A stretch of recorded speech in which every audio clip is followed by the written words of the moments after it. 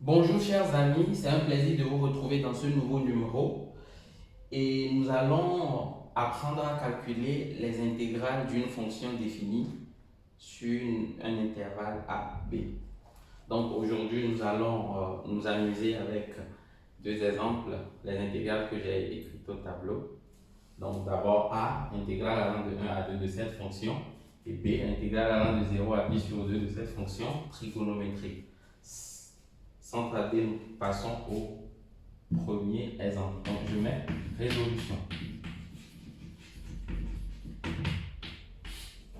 Donc a, c'est l'intégrale allant de 1 à 2 de 6x carré plus 2x moins 3 sur x dx. Qu'est-ce qu'il faut retenir? Lorsqu'on nous donne de calculer l'intégrale d'une fonction, vous devez toujours savoir que calculer l'intégrale d'une fonction revient d'abord à chercher sa primitive. D'ailleurs, pour rappel, l'intégrale d'une fonction f de x entre a et b, c'est la primitive de cette fonction prise entre les bornes a et b. Et c'est égal à grand f de b moins grand f de a lorsque nous appelons la primitive grand f. Donc, je vais poser ceci comme étant une fonction f, soit f de x égale quoi? Égale 6x carré plus 2x moins 3 sur x défini sur l'intervalle sur lequel nous travaillons, c'est les bornes de l'intégrale, défini sur l'intervalle 1 à 2. Alors, l'idée, c'est de chercher la primitive de f, parce que calculer l'intégrale de cette fonction, c'est d'abord chercher en premier la primitive de la fonction.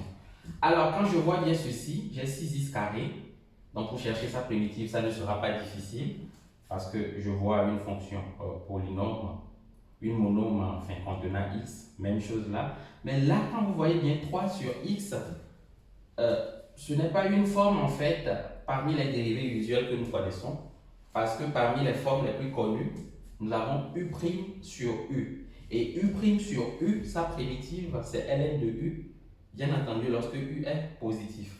Mais ici, nous avons 3 sur x. La dérivée de x n'est pas 3. La dérivée de x, c'est 1. Donc, il faut changer cette forme de manière à avoir sa dérivée en haut. Donc, je vais réécrire f de x. Donc, f de x, ça fait quoi? Ça fait 6x carré plus 2x. Et l'idée, c'est d'avoir 1 en haut. Donc, il suffit de mettre 3 en facteur. Et j'ai réussi mon jeu. Donc, 3 sur i, ça fait 3. Moins 3 sur i, ça fait moins 3 fois 1 sur i. Et là, dans ce cas, je suis vraiment très libre de chercher la primitive de ma fonction, étant donné que 1 sur i est une fonction de la forme u' sur u. Donc, je mets maintenant grand F. Donc, la primitive de 6x carré, si c'est une constante, je la maintiens. Et x carré, pour chercher sa primitive, nous avons appris dans le précédent numéro que x exposant n, sa primitive, c'est x exposant, c'est 1 sur n plus 1 fois x exposant n plus 1. Donc ça fait 1 sur n. Donc ici, dans x carré, n représente le 2. n, c'est la puissance. Donc ça fait 2 plus 1 fois x exposant 2 plus 1. Maintenant 2x. Quelle est la primitive de 2x? La primitive de 2x, je mets d'abord 2 et je cherche la primitive de x qui n'est rien d'autre que 1 demi de x carré. Nous l'avons vu dans le précédent numéro. Et donc je maintiens également moins 3 qui est une constante. Et la primitive de 1 sur x, étant donné que 1 sur x c'est une fonction de la forme u' sur u, sa primitive c'est ln de u. Donc u ici représente x, donc ça fait ln de x. Pourquoi j'ai le droit de mettre ln de x? Parce que la condition nous dit qu'il faut que u soit positif. Et nous travaillons dans l'intervalle 1 à 2. X est bien positif sur l'intervalle 1 à 2.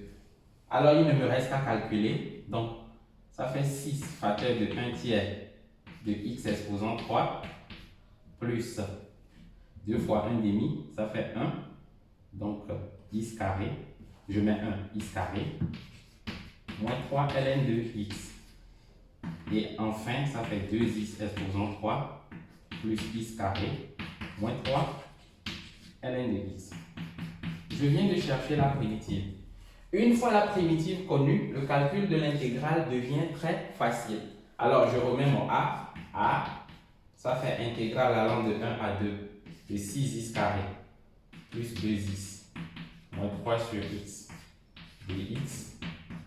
Et ça fait quoi? Une fois la primitive connue, je peux faire disparaître le symbole de l'intégrale en le remplaçant par des crochets. Et dans ce crochet, je mets maintenant la fonction qui est la primitive de cette fonction. Et c'est ce que je viens de calculer. Donc ça fait 2x exposant 3 plus x carré moins 3 ln de x.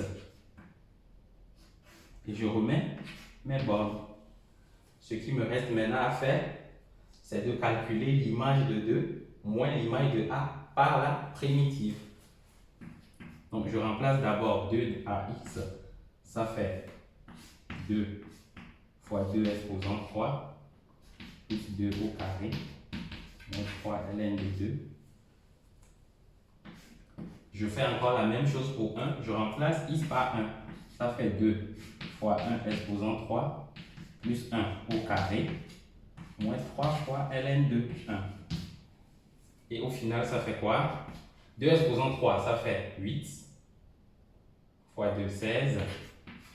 2 au carré, ça fait 4.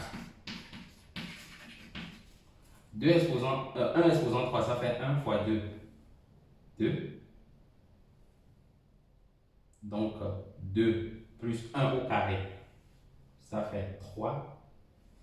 Et ln de 1 c'est 0. Donc, dans toute la parenthèse, j'obtiens 3 sans oublier qu'il y a 1 moins ici. Au final, j'ai 17 plus 4, 20 moins 3, ça fait 17 moins 3 fois ln de 2. Je viens ainsi de calculer l'intégrale notée A.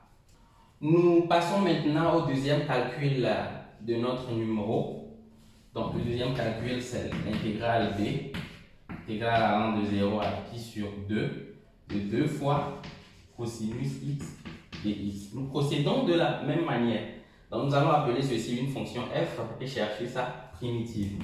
Soit f de x égale 2 fois cosinus x, la fonction définie sur l'intervalle formé par les bornes de notre intégrale. Donc sur l'intervalle 0 à pi sur 2. Qu'est-ce que nous allons faire? Nous allons chercher la primitive de cette fonction que je vais appeler grand F de x. Cette fonction est très simple. La primitive de ceci est très simple à déterminer parce que j'ai ma constante que je maintiens.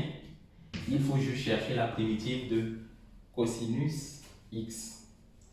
Alors, c'est quoi la primitive de cosinus x?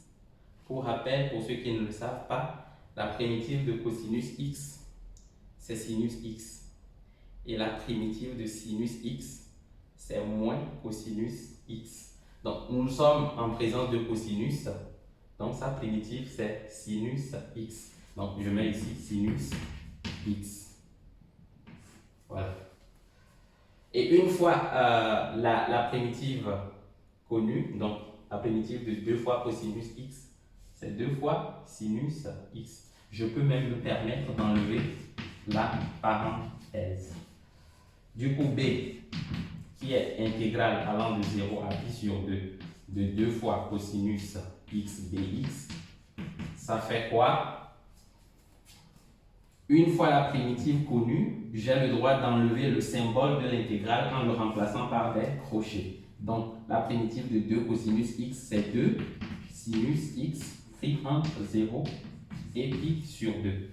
Alors, le travail qu'il me reste à faire, c'est de chercher maintenant l'image de cette primitive par pi sur 2, l'image de pi sur 2 par cette primitive et l'image de 0. Donc, je remplace x par pi sur 2. Donc, quand je remplace x par pi sur 2, ça me fait 2 fois sinus pi sur 2. Et je remplace ensuite x par 0 moins 2 fois sinus 0. Donc, nous retournons ici en trigonométrie. Pour ceux qui ont oublié leur cercle trigonométrique, le sinus de l'angle pi sur 2, c'est 1. Et le sinus de 0, c'est 0. Donc, ça fait 2 fois 1 moins 2 fois 0. Donc, au final, ça me fait 2 moins 0. Et donc, B est égal à 2. Nous venons ainsi de calculer l'intégrale allant de 0 à pi sur 2 de 2 fois cosinus x de x. N'oubliez pas le challenge à la fin du numéro. Et d'ici là, on se dit à très bientôt pour une nouvelle série. Au revoir.